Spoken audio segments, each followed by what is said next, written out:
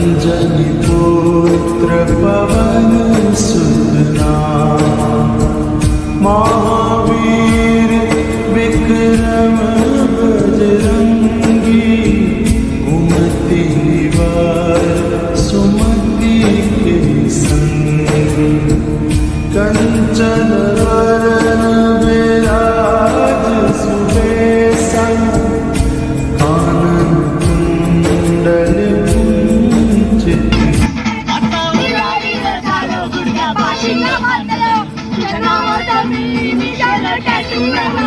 आम्ही झोपायचं तर झोपा ना मला बसून तिथे जय जय हो शंकरा आदिदेव शंकरा तेरे जाप के बिना चले ये सांस किस तरह मेरा कर्म तू ही जाने क्या बुरा है क्या भला तेरे रास्ते पे मैं तो आंख मूंद के चला तेरे नाम की जोत ने सारा लिया तमस मेरा नमो नमो शंकर भोलेनाथ शंकर जय त्रिलोकनाथ शंभो जय शिवाय नमो नमो शंकर भोलेनाथ शंकर रुद्रदेव जय महेश्वर सृष्टि के कर्म से भी पहले तेरा वास था ये जग रहे या ना रहे रहेगी तेरी आस्था क्या समय क्या करे दोनों में तेरी महानता महानता महानता सीपियों की ओट में मोतियां हो जिस तरह मेरे मन में शंकरा तू बसा है उस तरह मुझे भरम था जो है मेरा था कभी नहीं मेरा अर्थ क्या निरर्थ क्या जो भी है सभी तेरा तेरे सामने है झुका मेरे सर पे हाथ रख तेरा नमो नमो शंकर भोलेनाथ शंकर जय त्रिलोकनाथ शंभो जय शिवाय शंकर नमो नमो शंकर भोलेनाथ शंकर रुद्रदेव जय महेश्वर चंद्रमा ललाट पे भस्म है भुजाओं में वस्त्र बाघ छाल का है खड़ा पाँव में प्यास क्या हो तुझे गंगा है तेरी जटाओं में जटाओं में जटाओं में दूसरों के वास्ते तू सदैव ही जिया मांगा कुछ कभी नहीं तूने सिर्फ है दिया समुद्र मंथन का था समय जो आ पड़ा आदिदेव शंकरा तेरे जाप के बिना चले ये सांस किस तरह मेरा कर्म तू ही जाने क्या बुरा है क्या भला तेरे रास्ते पे मैं तो आंख मूंद के चला तेरे नाम की जोत ने सारा लिया तमस जय महाकाल नमो नमो शंकर भोलेनाथ शंकर जय त्रिलोकनाथ शंभो जय शिवाय नमो नमो शंकर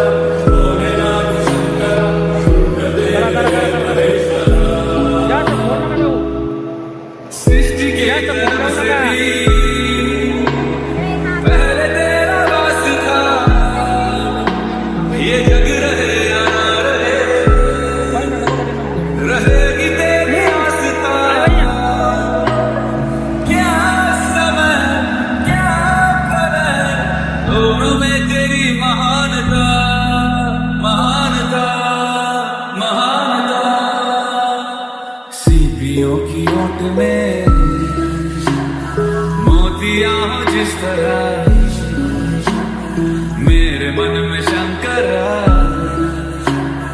तू बसा है उस तरह।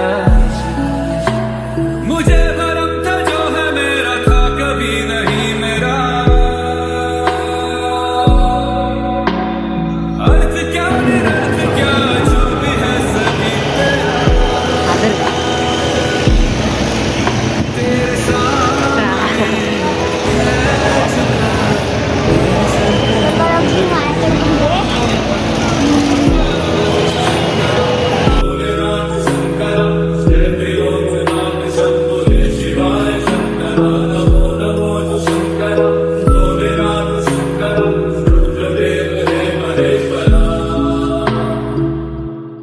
चंद्रमा ललाट पे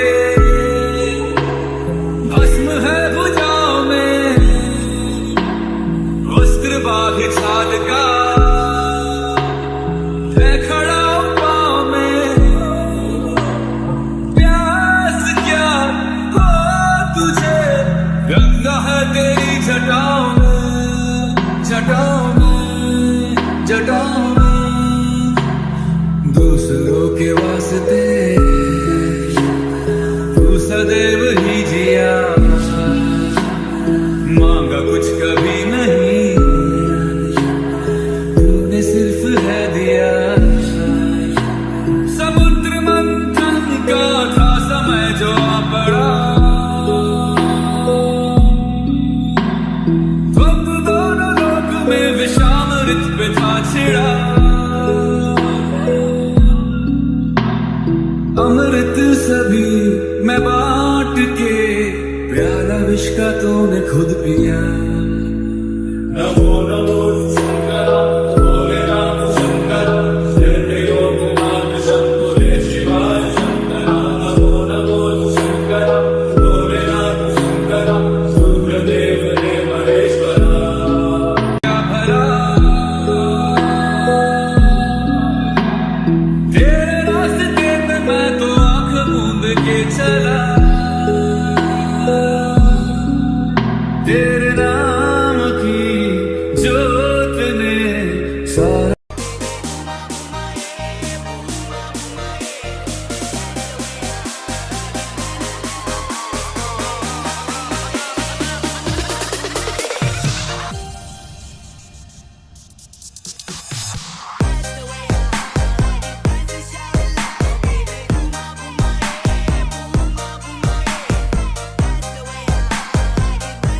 एकदा त्रिपुरासूर नावाचा राक्षस खूप माजला होता.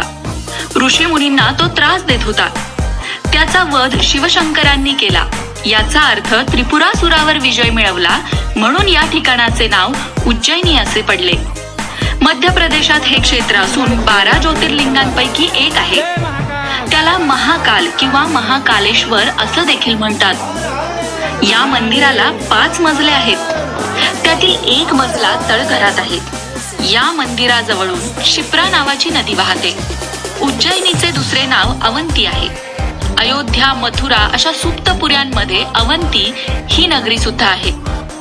देवाच्या 51 शक्तिपीठांपैकी हे एक आहे. इथे सतीचे कोपर जळून पडले होते, म्हणून इथे देवीच्या मूर्तीऐवजी कोपराची पूजा होते. या नगरीत एक महान ईश्वर भक्त ब्राह्मण राहत होता. याच सुमारास तिथे एक दूषण नावाचा राक्षस राहत होता.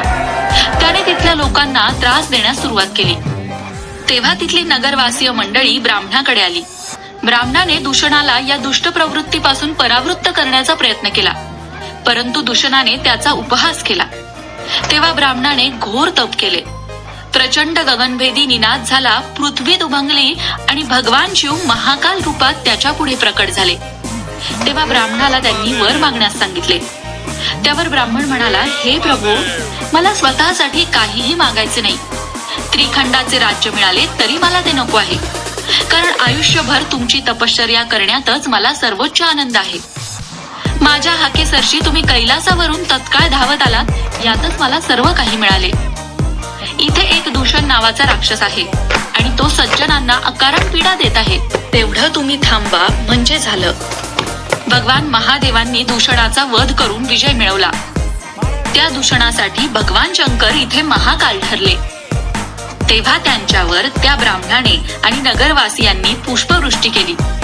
संतुष्ट झालेल्या भगवान शंकरांना सर्व नगरवासियांनी आपण या नगरीतच कायमचे वास्तव्य करावे अशी प्रार्थना केली. त्यानुसार महाकाल तिथे स्थिर झाले. महादेवाचेच एक नाव हर असे आहे आणि त्यांच्याच सांगण्यावरून पार्वती मातेने इथे एका राक्षसाचा वध केला, म्हणून इथे तिला हरसिद्धी असे देखील म्हणतात. माता पार्वतीचे इथे एक मंदिर आहे. श्रीकृष्ण, बलराम आणि सुदामा यांचे गुरु सांदीपनी यांचाही इथे आश्रम आहे. स्कंद पुराणातून तसेच महाकवी कालिदासाने रघुवंशात उज्जैनीचे महात्म्य वर्णन केले आहे. बडा गणेश, 24 खांब, गोपाल मंदिर, गडकालिका, कालभैरव, सिद्धवट, शिवलिंग, मंगलनाथ, चित्रगुप्त इत्यादी अनेक मंदिरं या परिसरात आहेत.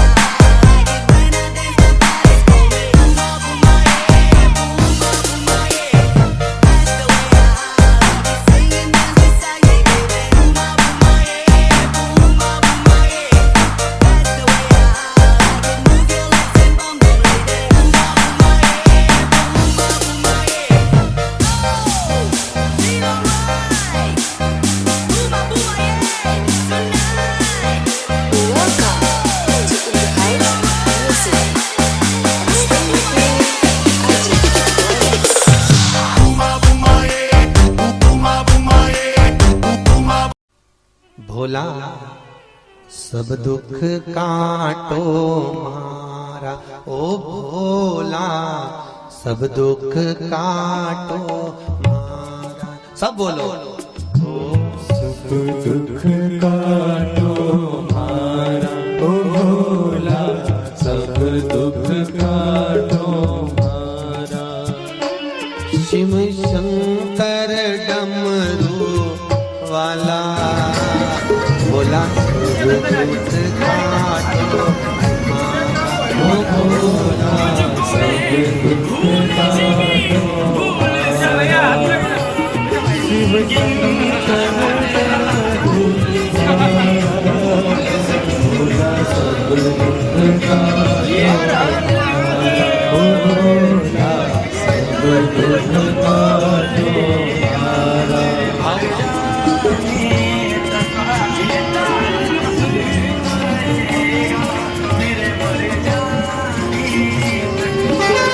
विष्णु मंगल विष्णु मंगल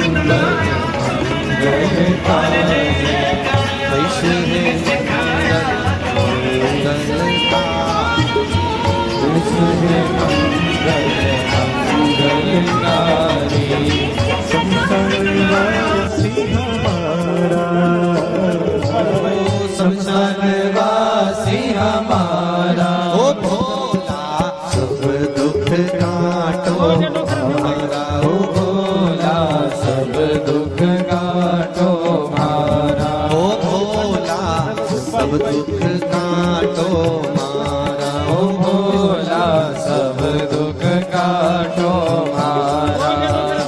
शिव शंकर गुरुवाला सब दुख काटो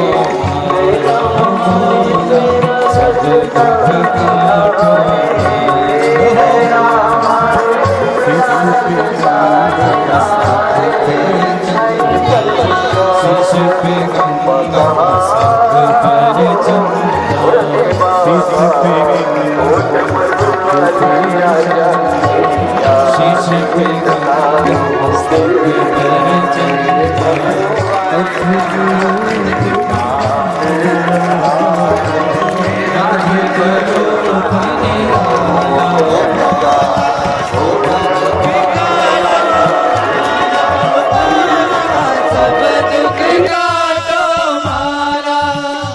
शिव शंकर डमरू वाला, भोला सब दुख काटो मारा, हो भोला सब दुख काटो मारा, ओ भोला सब दुख काटो मारा, हो भोला सब दुख काटो मारा, भोला सब दुख काटो मारा, हो भोला सब दुख काटो मारा।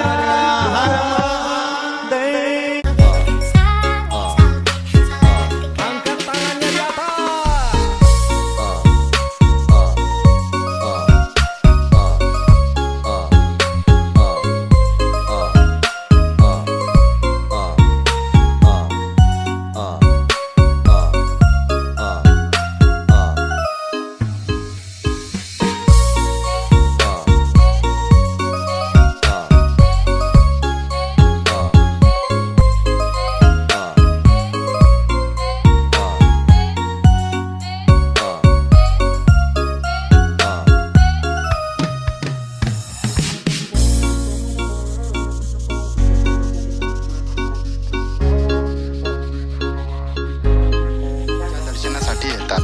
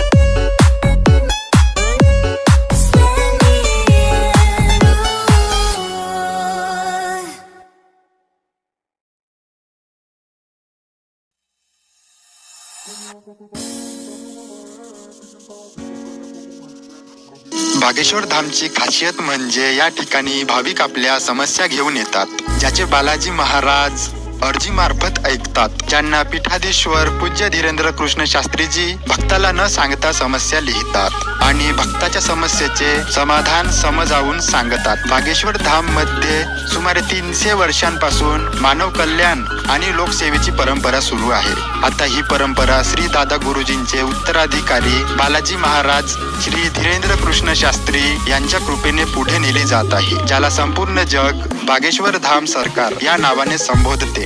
हिंदू धर्मात बागेश्वर धामला महत्त्वाचे स्थान आहे. बागेश्वर धाम हे हनुमानाला समर्पित आहे. बागेश्वर धाम हे भारताच्या मध्य प्रदेश राज्यातील छतरपूर जिल्ह्यातील गधा या गावात आहे. स्वयंभू हनुमानजींच्या देवत्वासाठी देश विदेशात प्रसिद्ध असलेले बागेश्वर धाम. बागेश्वर धामला बागेश्वर धाम सरकार असेही म्हणतात. बागेश्वर धाम हे हनुमानाच्या कृपेसाठी प्रसिद्ध आहे. बागेश्वर धाम ही अनेक तपस्वींची दैवी भूमी आहे, जिथे केवळ दर्शन घेतल्याने लोकांना बालाजी महाराजांची कृपा आणि आशीर्वाद मिळतात. हनुमानाची कृपा आणि आशीर्वाद घेण्यासाठी भारतातील सर्व राज्यांतून भाविक येतात.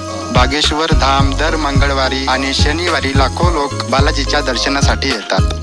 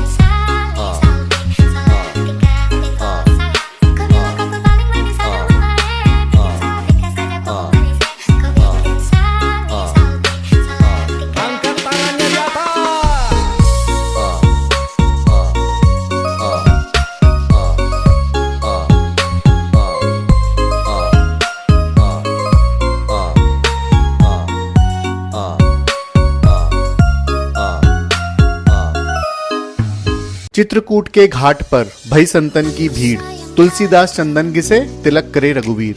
ये वही दोहा है जो हनुमान जी ने तोते के रूप में गाया था जब तुलसीदास जी राम जी के लिए चंदन घिस रहे थे चित्रकूट में। चित्रकूट मध्य प्रदेश के सातना जिले का एक छोटा सा शहर है जहाँ पर श्री राम ने अपने 14 वर्ष के वनवास के 11 वर्ष बिताए थे। चित्रकूट एक ऐसी जगह है जहाँ आज भी उसके कण कण में भगवान श्री राम बसते हैं, जिसकी वजह से यह जगह श्रद्धालुओं के बीच बहुत ज्यादा। नंबर 10 पे है माता अनुसुईया मंदिर।